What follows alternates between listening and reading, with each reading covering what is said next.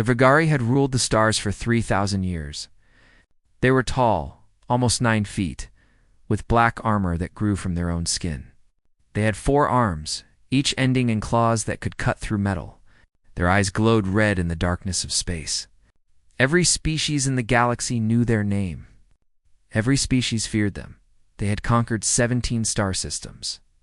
Billions of beings lived under their rule, working as slaves, building their ships, mining their planets. The Vigari never lost a war. They never showed mercy. They believed they were the strongest creatures in the universe. Supreme Commander Gorath stood on the bridge of his flagship, the Shadow of Death. He was old for a Vigari, over 400 years, and he had led more conquests than he could remember. His ship was surrounded by 39 others, each one large enough to destroy a city with a single shot.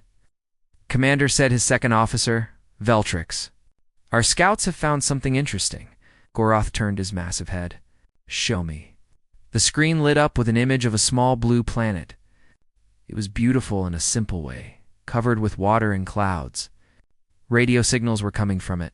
Primitive signals, music, voices, pictures. It said, "The dominant species calls themselves humans. They have only recently learned to travel in space. Their technology is basic." Gorath made a sound that was almost a laugh. "Another easy harvest. Set course. We will add this world to our empire before the next cycle." The fleet turned toward the small blue planet. None of them knew that this decision would change everything. Lieutenant Junho was 28 years old. He had joined the United Earth Space Defense because he wanted to see the stars. He had grown up in a small town near Diagu, watching the sky at night, dreaming of the universe beyond. Now he flew patrol missions near Saturn, alone in his small interceptor, watching for anything unusual. It was a quiet job. Nothing ever happened until today. His sensors screamed. Red lights filled his cockpit. Junho looked at his screen and felt his heart stop. 40 ships had appeared from nowhere. They were huge, bigger than anything humans had ever built. They moved like shadows, dark and silent against the stars. Junho's hands shook. His training told him to run. His ship was nothing compared to those monsters. He could escape, warn Earth, give them time to prepare. But something inside him refused to run. He opened a communication channel. "Unknown vessels, this is Lieutenant Junho of the United Earth Space Defense. Please state your intentions." For a long moment, there was silence. Then a voice came through, deep and rough, speaking in broken English. "Small creature, you see our fleet? You see our power. Why do you not flee?" Junho took a deep breath. "I asked you a question first." On the Shadow of Death, Gorath stared at the tiny ship on his screen. It was so small. One shot from any of his weapons would turn it into dust. Yet this creature, this human, was talking to him as if they were equals. "Interesting," Gorath said. He pressed a button and spoke directly to the human. "I am Supreme Commander Gorath of the Vigari Empire. Your world now belongs to us. You will surrender all your weapons, all your resources, all your people. If you refuse, we will destroy everything. This is not a negotiation. This is your only warning." Junho listened to these words. He thought about Earth. He thought about his mother, who still lived in that small town near Daegu. He thought about the billions of people who had no idea what was coming. He should have been afraid. He was afraid, but fear had never stopped humans before. "Commander Gorath," Junho said, his voice steady. "I have a message for you. Speak." Should have brought more ships. Then Junho did something that shocked the entire Vigari fleet. He transmitted Earth's exact coordinates. Not as a surrender. Not as a plea for mercy.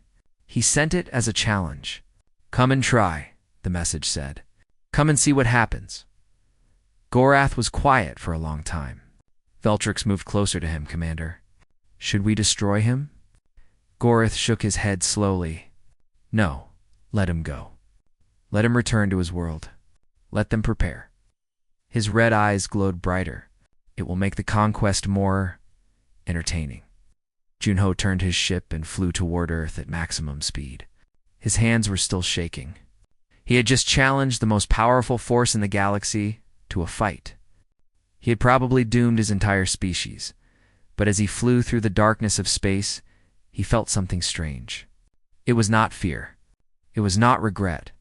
It was hope, because Junho knew something that the Varakari did not. He knew human history. He knew what his species had survived. Ice ages, plagues, wars that killed millions. Every time the universe tried to destroy humanity, they found a way to keep going. They fought. They adapted. They refused to die. The Varakari had never faced anything like that. They had conquered species that surrendered, species that ran, species that gave up. They had never met a species that simply refused to lose. As Earth appeared on a screen, blue and green and beautiful, Junho opened a channel to command. "This is Lieutenant Junho. I have made first contact. They are coming. They are powerful. They think they have already won." He paused and looked at his home planet one more time. They have no idea what they are walking into. The transmission ended. Across Earth, alarms began to sound. Leaders gathered. Soldiers prepared. Scientists worked. For the first time in history, humanity was not fighting each other. They were preparing to fight together. And somewhere in the darkness of space, 40 Varakari warships moved closer, carrying death and destruction. Completely unaware that they were about to face the most dangerous species in the universe, not because humans were the strongest, not because they had the best weapons, but because humans had something that Varakar had never understood. They had each other, and they had the will to never, ever give up. Admiral Sungmi had not slept in 36 hours. She stood in the command center of the United Earth Space Defense Headquarters in Seoul, watching screens filled with data, reports, and images of the approaching enemy fleet. She was 52 years old, with gray hair cut short and eyes that had seen too many battles. But she had never seen anything like this. 40 alien warships, each one larger than anything humanity had ever built, coming to destroy everything she loved. Around her, people were panicking. Politicians screamed at each other through video calls. News reporters spread fear across the world. Some people prayed. Some people cried. Some people said humanity should surrender and hope for mercy. Sungmi did none of these things. She studied the enemy. Lieutenant Junho had transmitted everything his sensors recorded. The size of the ships, their speed, their weapons, their shields. She watched the recordings again and again, looking for weakness, looking for any chance of victory. Admiral said Captain Taewon, her chief tactical officer. He was a thin man, with glasses and a mind that never stopped working. "Our fleet is not ready. We have maybe 200 ships that can fight. They have 40, but each one of theirs could destroy 50 of ours." Sungmi nodded. "I know the numbers." "Then you know we cannot win a direct battle." "I know." She turned to face him. "So we will not fight a direct battle." Taewon frowned. "What do you mean?" Songmi pulled up a map of the solar system. The Varakari announced their attack. They gave us a warning. They told us exactly what they want. Why would they do that? Because they are confident. They have never lost. "No," Sungmi said. "Because they fight with honor. They have rules. They follow patterns. They expect us to do the same."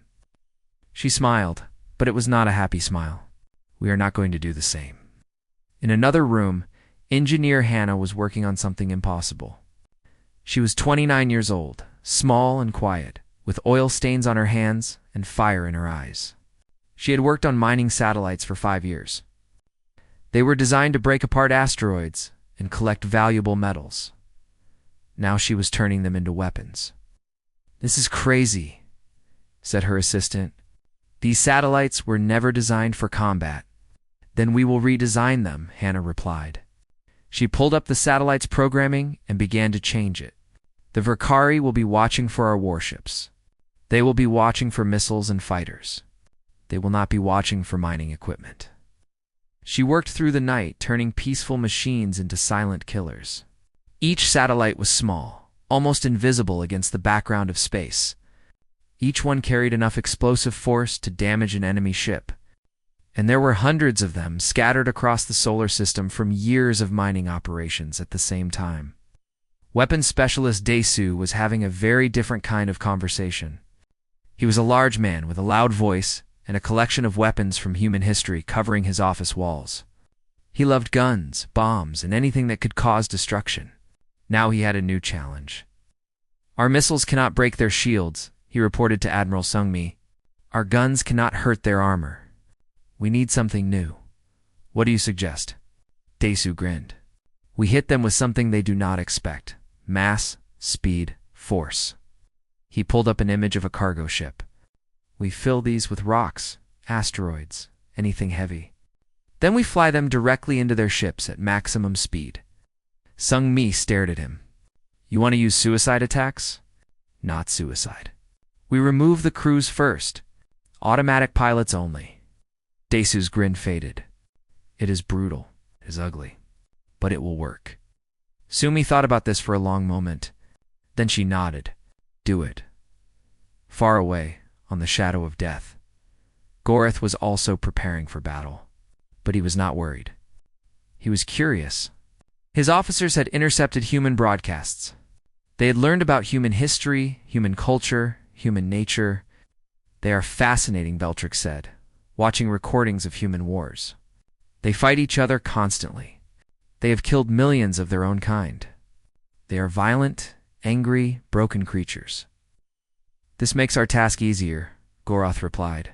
"A divided enemy is a weak enemy." Perhaps Veltrix did not sound convinced. "But Commander, look at how they fight. They do not follow rules. They use tricks and traps. They attack civilians. They poison water supplies.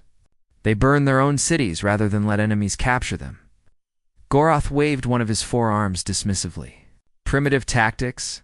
They will not work against our technology."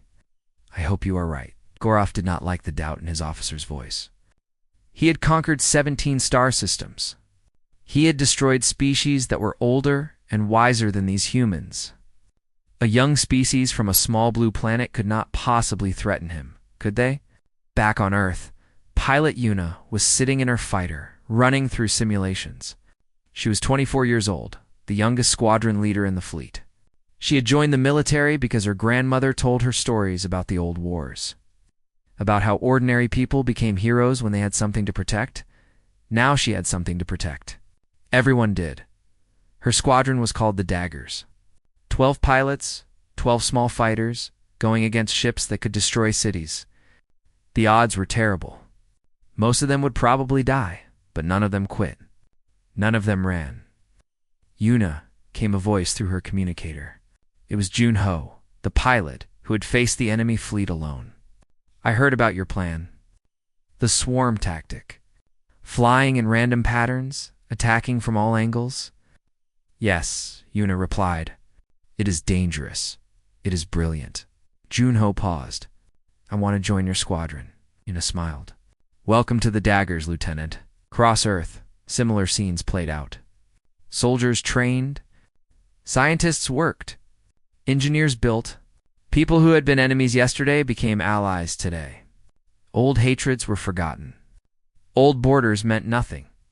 For the first time in history, humanity was truly united, and when Admiral Sung-Mi stood before the world's leaders to present her plan, she did not promise victory. She did not promise survival. She only promised one thing. "We will fight," she said. "We will fight until we cannot fight anymore. We will make them pay for every inch of our sky, every drop of our water, every life they take. If we die, we die together. If we live free." The room was silent for a moment. Then, one by one, every leader stood and nodded. War was coming. Humanity was ready, or at least as ready as they could be. The Valkyrie fleet arrived in Earth's orbit on a Tuesday morning.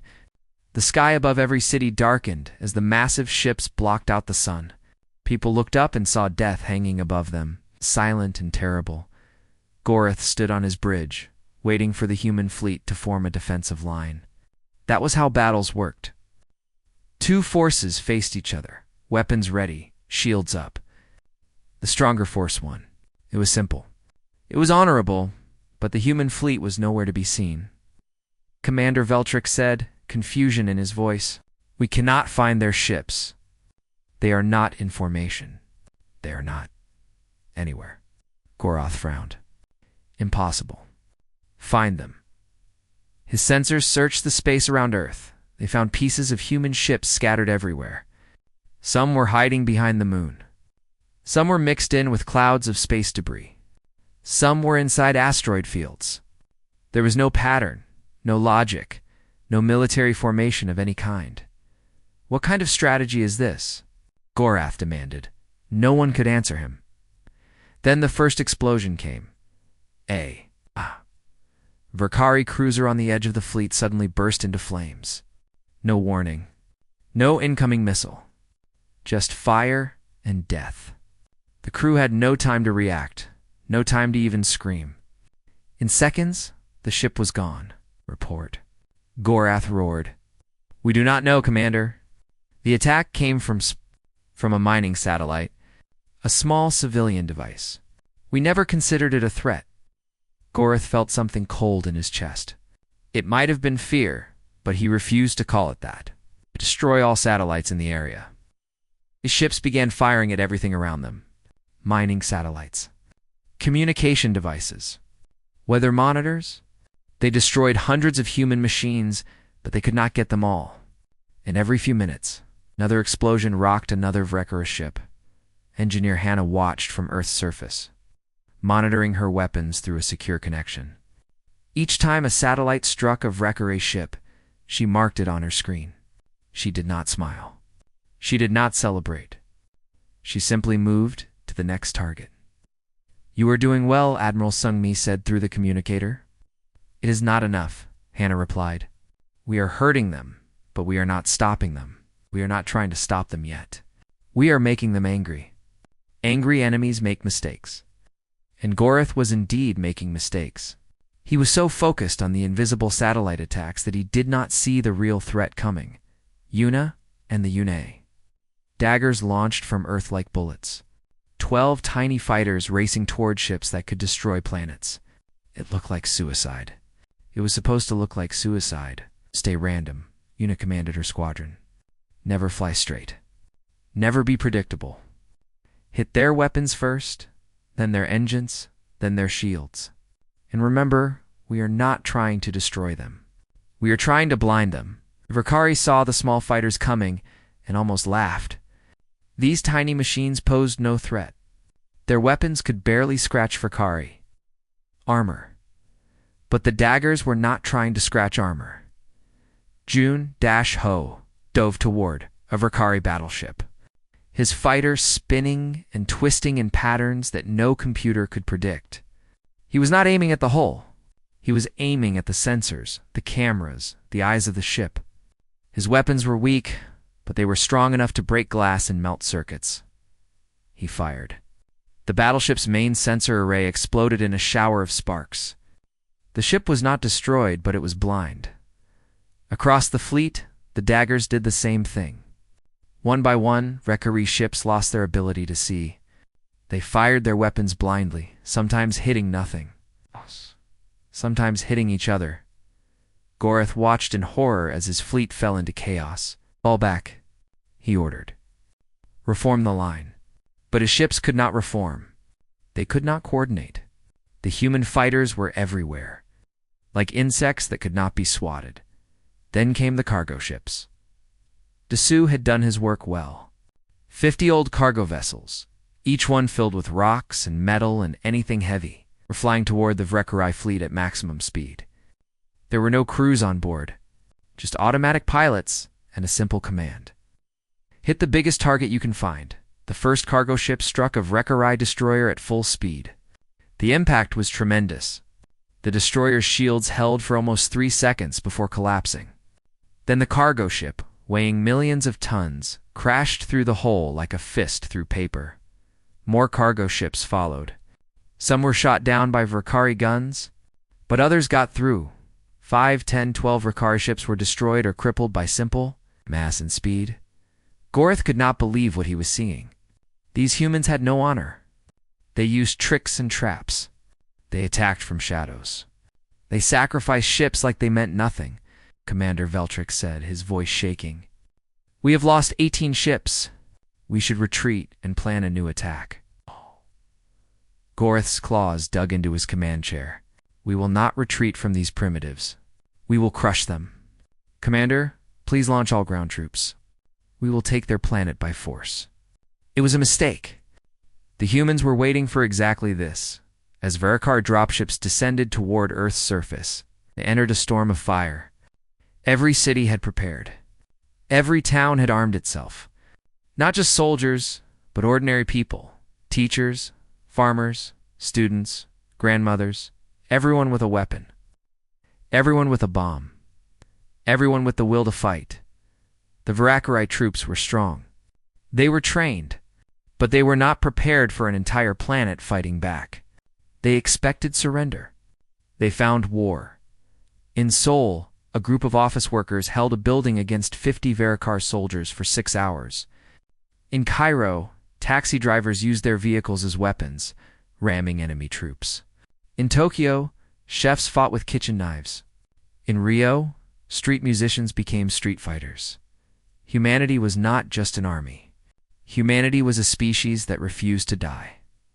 By the end of the day, Gorath had lost 18 ships in space and thousands of soldiers on the ground. The humans had lost more, many more. Cities burned. People died. Families were destroyed, but Earth still stood.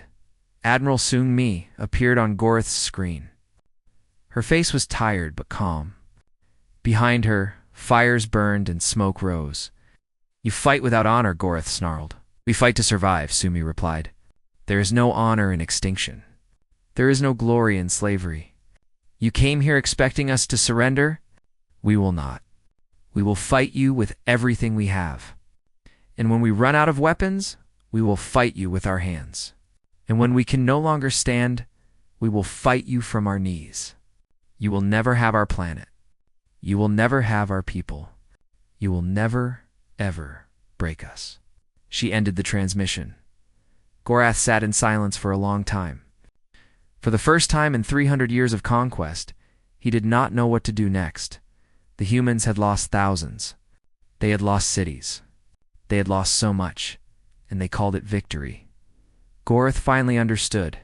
He was not facing an army. He was facing a species that would rather die than surrender. A species that found strength in pain, hope in darkness, unity in destruction. He had awakened something terrible, and now he had to find a way to stop it. The Varakari fleet retreated to a moon 3 star systems away from Earth. For the first time in their history, they were running from an enemy. The 22 surviving ships were damaged, their crews exhausted, their confidence broken. Gorath stood alone in his chamber, staring at maps of his empire. He had conquered 17 star systems. He had enslaved billions of beings. He had never known defeat, until now, Commander. Veltrix entered carefully. The High Council demands an explanation. Tell them the truth. We underestimated the enemy. They will not accept that. They are saying you should be replaced.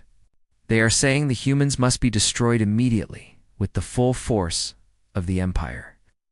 Gorath laughed bitterly. Let them try. Let them send 100 ships, 1,000 ships. It will not matter. These creatures do not fight like anything we have faced before. They do not surrender. They do not retreat. They simply keep coming. On Earth, humanity was preparing to do exactly that. Commander Wu Jin stood before a fleet of 50 ships. They were not impressive. Most of them were old, repaired with whatever materials could be found. Some were cargo vessels with guns attached. Others were passenger ships that had been rebuilt as warships in just weeks, but the crews were ready. More than ready. 3 weeks ago, we did not know aliens existed, Wu Jin said to his officers. 3 weeks ago, we were fighting each other over land and money and power. Now we know there are species out there who want to destroy us, who want to enslave us. who think we are nothing more than animals to be conquered? He paused and looked at the faces around him. Korean faces, American faces, Russian, Indian, Brazilian, Nigerian faces. Every nation, every culture, every enemy from yesterday, now standing together. We are going to show them how wrong they are. We are going to take this fight to them. We are going to free the species they have enslaved. And we are going to make the Valkyrie regret ever hearing the name. Human. The fleet launched toward the stars. Meanwhile, Dr. Yoonji was working on something that would change everything. She was a physicist, small and quiet, who had spent her life studying energy and matter. She had never touched a weapon. She had never wanted to hurt anyone. But when she watched her city burn, when she saw children die, something inside her changed. She had studied the data from the battle. The Valkyrie shields were strong, but they were not perfect. They used a frequency of energy that could be disrupted. It took her 18 days of no sleep, endless calculations, and 3 failed experiments. On the 19th day, she succeeded. "Admiral Sung-mi," she said through her communicator, her voice shaking with exhaustion. "I have found their weakness. I can break their shields." Sung-mi was quiet for a moment. "Are you sure?" "Yes. With this technology, our weapons will work against them. Their armor will not protect them anymore." Ow. "How soon can you produce it?" 3 days. "Maybe 4. You have to." Yong-ji did not argue. She simply worked faster. As the human fleet traveled through space, something unexpected happened. They began receiving messages from other species. Species that the Varakar had conquered and enslaved for centuries. Species that had given up hope long ago. The first message came from a planet called Varus. Its people, the Varians, were small and gentle beings who had been slaves for 200 years. "We have heard what you did," the message said. "We have heard that you fought the Varakari and survived. Please, help us. Show us how to fight." Woo-jin did not hesitate. He sent a small team to Varus. Just 5 humans with weapons and training manuals and something. More important, hope. One of those humans was Ho-soon. He had been a teacher in Busan before the invasion. He taught history to high school students, telling them stories of revolutions and rebellions, of ordinary people standing up against impossible power. Now he was teaching those lessons to aliens. "You think you are too weak to fight?" Ho-soon told the Varians through a translator. "You think the Valkyrie are too strong? That is exactly what they want you to think. But strength is not about size or weapons. Strength is about refusing to give up. It is about standing together. It is about believing that tomorrow can be better than today." Within 1 week, the Varians launched their first rebellion. It was small and messy, and many of them died. But they destroyed a Valkyrie supply station. They freed 100 prisoners. They proved that resistance was possible. News spread across the Valkyrie Empire. On planet after planet, enslaved species began to whisper. They whispered about humans, about a species that came from nowhere and challenged the masters, about teachers and farmers and children who fought with knives and rocks and pureness, stubbornness. The Varakari High Council finally convened. 12 ancient leaders, the oldest and wisest of their species, gathered to discuss something they had never discussed before: the possibility of defeat. "These humans are a disease," one council member said. "They are spreading rebellion like a plague. Every day another slave planet rises against us." "Then we must destroy Earth completely," another replied. "No more conquest. Pure extermination. We tried that. We lost 18 ships." The chamber fell silent. Finally, the eldest council member spoke. Her name was Vorith, and she had lived for 800 years. She had seen empires rise and fall. She had helped build the Verkar Dominion with her own claws. "I have studied these humans," she said slowly. "I have watched their history, listened to their stories. Do you know what I found?" No one answered. "Not because they are violent, though they are. Not because they are clever, though they are that too. They are monsters because they never stop. Every challenge makes them stronger. Every defeat makes them angrier. Every wound makes them more determined. If we exterminate their planet, the survivors will come for us. If we kill 90% of them, the remaining 10% will rebuild and return. They are like a virus that cannot be killed. A fire that cannot be put out. Then what do? Gorath asked. Vorith looked at him with ancient, tired eyes. I do not know. For the first time in my life, I truly do not know. Far away, Commander Wujin's fleet reached the Wrecker, staging base. Dr. Yunji's shield-breaking technology had been installed on every ship.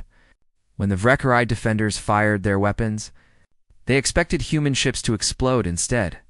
The human ships kept coming. When the humans fired back, they expected Wreckari shields to hold. They did not.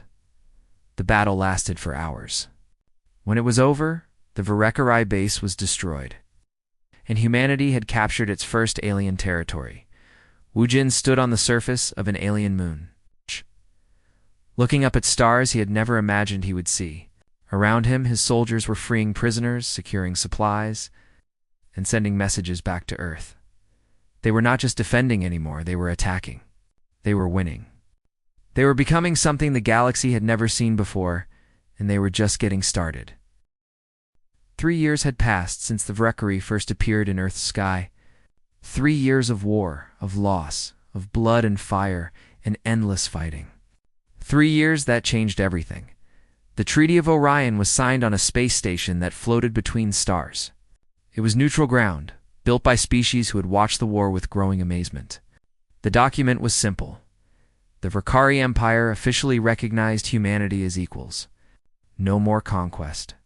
No more threats. Peace. For the Wrecker, it was unthinkable. They had never signed a treaty with any species.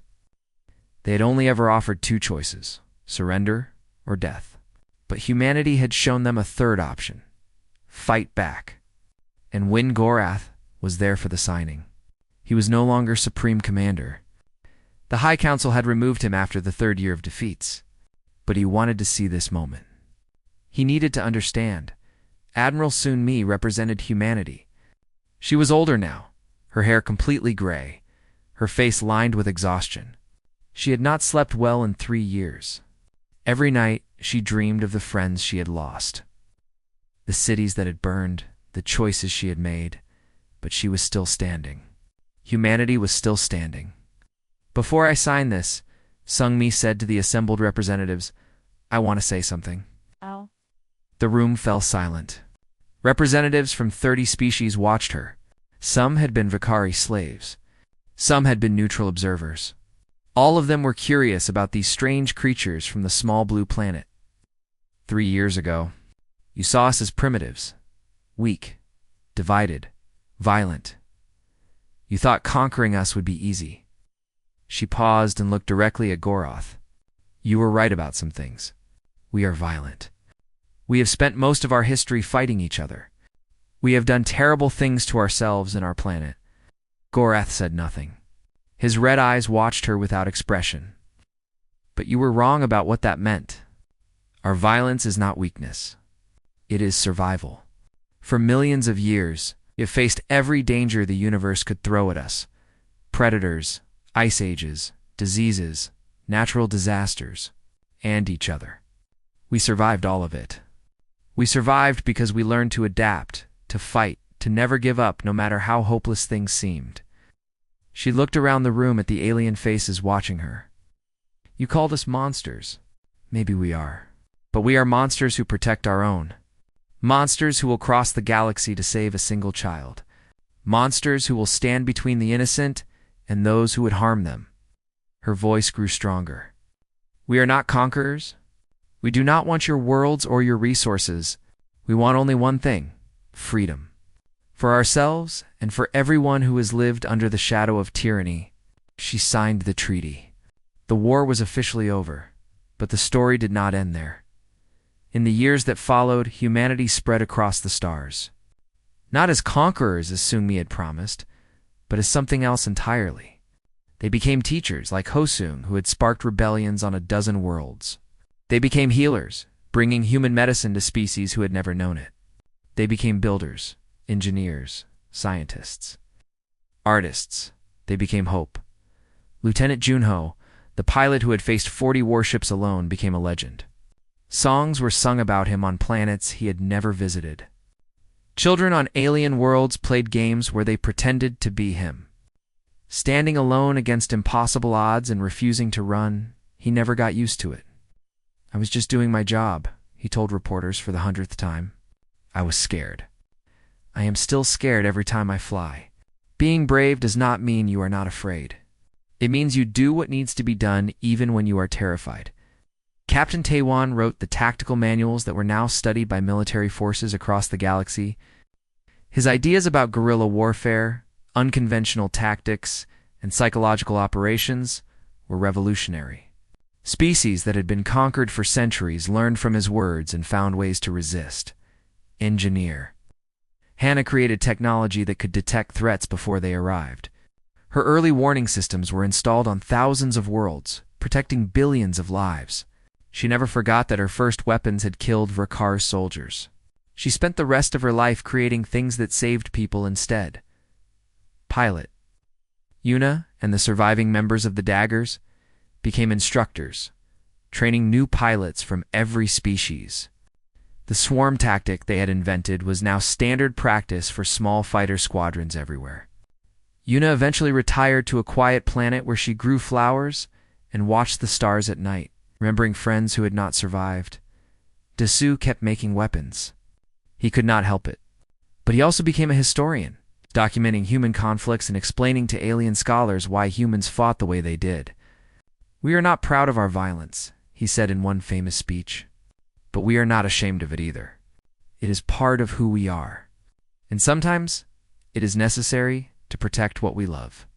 Dr. Yunji won the galaxy's highest scientific honor for her shield-breaking technology. She donated all the prize money to hospitals. She continued her research, finding new ways to protect and heal instead of destroy. When asked about her greatest achievement, she did not mention the shields. She talked about a young alien girl on a freed planet who had hugged her and said, "Thank you for giving us the sky back." And Goroth, the former Supreme Commander, returned to his homeworld in disgrace. But he did not die in shame as many expected. Instead, he did something unusual for a Vrekari, he thought. He studied humans. He tried to understand them. One day, many years later, he requested a meeting with Admiral Sungmi. Now retired and living in the small town near Daegu, where Junho had grown up. "I came to ask you a question," Goroth said. He was old now, his once proud form bent with age. "How did you do it? How did a species with no experience in space warfare defeat an empire that had conquered 17 star systems?" Sumi poured him tea. Human tea. He did not know how to drink it, but he tried. "We did not defeat you," she said. "We survived you. There is a difference, but how? Your ships were weaker. Your weapons were primitive. Everything was against you." Sumi looked out the window at the mountains in the distance. "Because we had something you did not understand. Something you could not measure with your sensors or calculate with your computers." "What?" "Each other." She turned back to him. "When you attacked us, we stopped being Korean or American or Russian or anything else. We became human. One species, one family, fighting for our home. You have never faced that. You conquered divided species, broken species, species that have already given up. You did not know what to do when you faced a species that refused to break." Goroth was quiet for a long time. Then he did something no Vrakar had ever done before. He bowed his head to a human. "I understand now," he said. "Thank you." He left Earth and was never seen again. Some said he died in isolation. Others said he spent his remaining years teaching young Vrekari about the species that had humbled their empire. A new saying spread across the galaxy in the years that followed. It was spoken in 100 languages, on 1,000 worlds, by beings who had never seen Earth, but knew what humans had done. If you are lost in the darkness, find a human. They will fight beside you until the light returns. And on a small blue planet, circling an ordinary star in a quiet corner of a vast galaxy, humanity continued to grow and learn and make mistakes and fix them and argue. with each other and love each other and look up at the stars. They were not perfect. They would never be perfect, but they were human, and that was enough.